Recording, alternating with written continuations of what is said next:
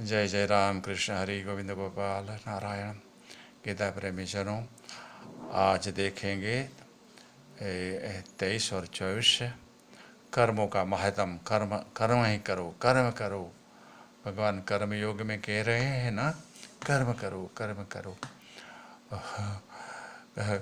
भगवान ने छठे अध्याय में जो ध्यान योग उसको कहते हैं, आत्मसंयम योग भी कहते हैं, उसमें 46वां श्लोक में कहा कि ये ध्यान है ना, ये ज्ञान से श्रेष्ठ है।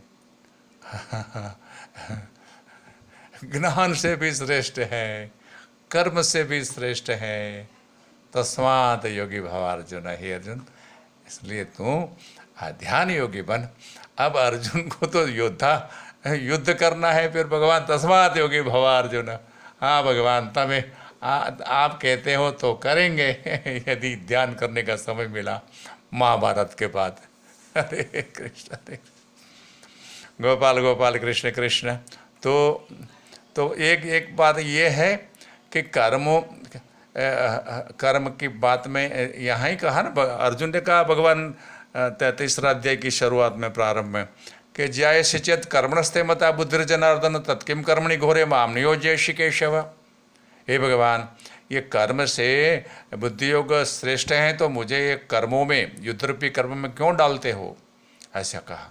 5वें अध्याय के प्रारंभ में भी अर्जुन पूछेगा कि ये कर्म का संन्यास और कर्म का योग जो श्रेयकर मेरे लिए हो वो कहिए।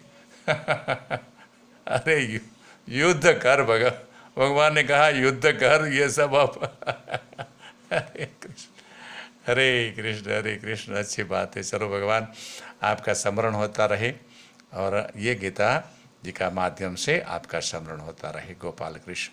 श्री भगवान उवाच यदि हि यं न वर्तयं जातो कर्मणि अतन्द्रितः मम वर्तमानो वर्तन्ते मनुष्याः पार्थ सर्वशः उस्सिदेयुरिमे लोका न कुर्याम कर्म चेदहं शंकरस्य च कर्ता स्याम उपहन्यामिमाः प्रजाः। हरिशरणं। गोविंद गोपाल गोविंद गोपाल। गीता प्रेमी जनों को वंदन प्रणाम। गोविंद गोपाल हरे कृष्ण। कर्मों का महत्व इतना बताया भगवान ने। ये कहा कि मैं कोई काल में जातु न वर्तयम, मैं वर्तन न करूं, मैं वर्तु नहीं कर्मों में, कर्मों में, कर्मणि, कर्म में, कर्मणि, कर्मों में मैं अतंत्रितः, अजागृत अवस्था से मैं कर्म छोड़ दूं कोई काल में, ऐसा हो, ऐसा बने तो मम वर्तमानो वर्तन्ते मनुष्याः पार्थ सर्वश। मेरा वर्तन देख के मनुष्य भी ऐसा करने लगेंगे। मैं छोड़ू तो लोग भी छोड़ देंगे। हरे कृष्ण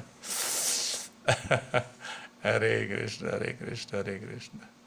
और क्या होगा? उस्सिदेयुरिमे लोका। और ये लोक की जो व्यवस्था है ना, उसका हनन करने वाला मैं बनूं, उसका नाश करने वाला मैं बनूं।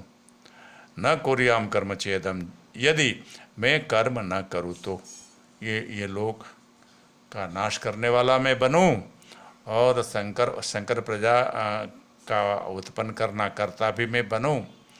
हाँ, श्याम मैं बनूं, श्याम का अर्थ है श नहीं, वो शारदा वाला जो श्याम हमारा गोपाल श्याम सुंदर हो जाएगा। ये स है, ये श्याम, श्याम तो वो हमारा गोपाल है। हाँ? तो शंकरस्य च कर्ता श्याम उपहन्याम इमाः प्रजाः। गोपाल कृष्ण गोपाल।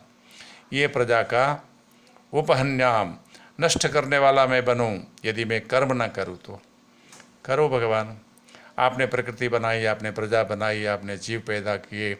अब सबके बीज हो ना, 10वें अध्याय में कहा, 9वें अध्याय में भी कहा, 7वें अध्याय में भी कहा, आपकी प्रकृति, आपका जीव। ममे वांसो जीव लोगे, 15वें अध्याय में भी कहा, सब आपका है, आप करो। आपको तो करना ही पड़े ना। आपकी प्रकृति है, ऐसा करके तो हम छूट जाएंगे। हमारा मन हरिद्वार हरिद्वार करता है, मानो कि हाँ ऐसा होता था और आज भी हो रहा है।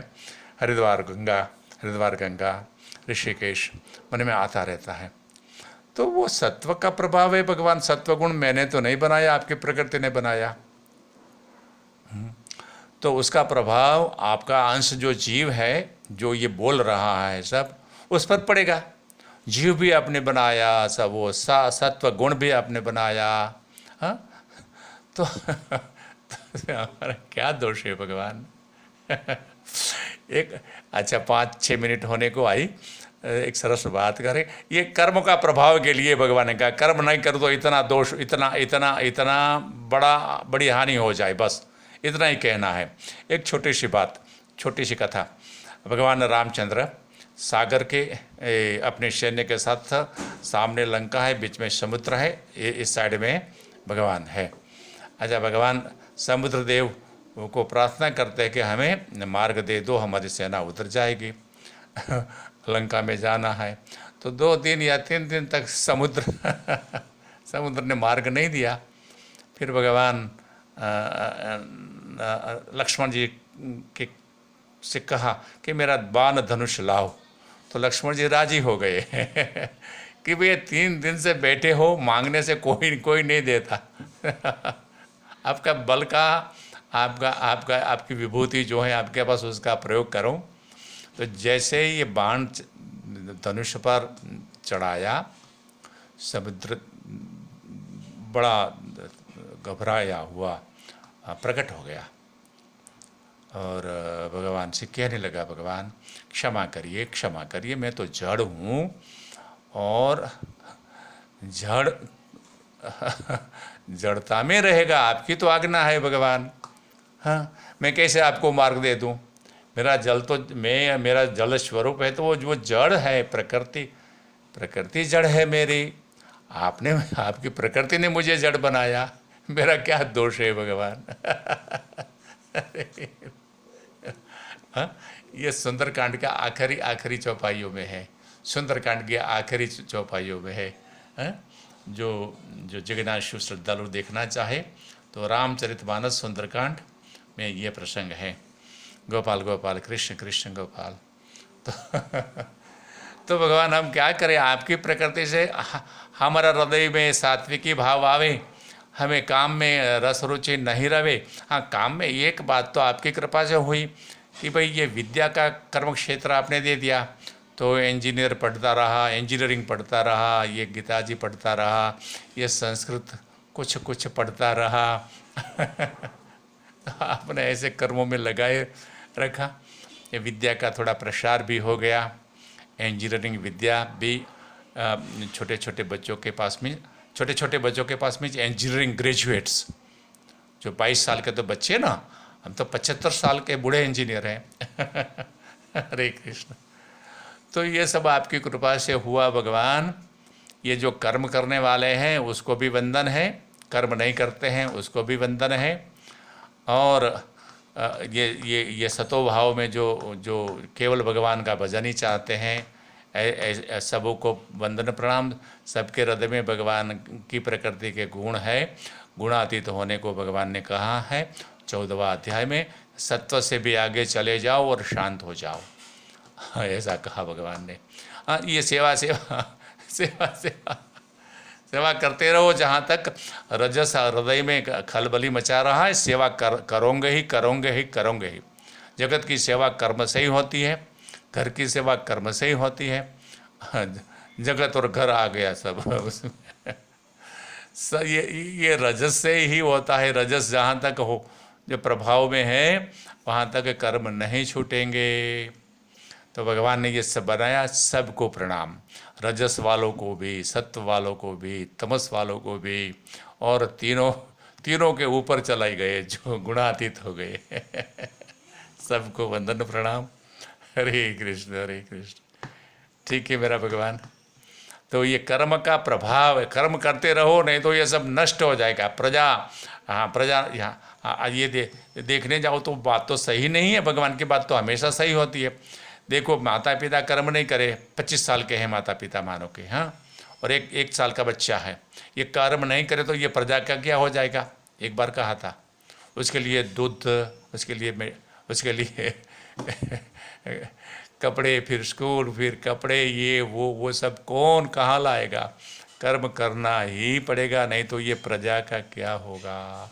कर्म नहीं करो तो ये प्रजा नष्ट हो जाएगी, ऐसा कहा भगवान ने। ठीक है भगवान, तो आगे आगे देखेंगे, 25-26 कल देखेंगे। हरे कृष्ण, हम आपके शरण में है भगवान। हमारी पीड़ा, हमारी पीड़ा है ना भगवान, आप जानते हो, हम बोले नहीं बोले। हाँ, हमारा हृदय हमेशा आपकी भक्ति में लगा रहे, उदास न हो, हाँ, क्रोध में न हो, कभी निराशा में न हो, ऐसा करो। इसलिए हम कहते हैं पीड़ा हरो।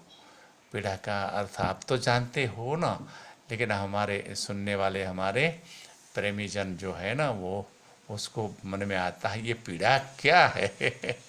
अशांति पीड़ा है, चिंता ही पीड़ा है, कामना इच्छा आ गई, वो पीड़ा है, अपमान से क्षोभित हो गए, पीड़ा है। और मान मिला तो बड़ा गर्व हो गया, सब पीड़ा पीड़ा है। मान मिला और गर्व आ गया तो पीड़ा ही है। ये सब पीड़ा से छुड़ाओ भगवान, ये सब पीड़ा से छुड़ाओ। हरि शरणम, हरि शरणम, हरि शरणम, हरि शरणम।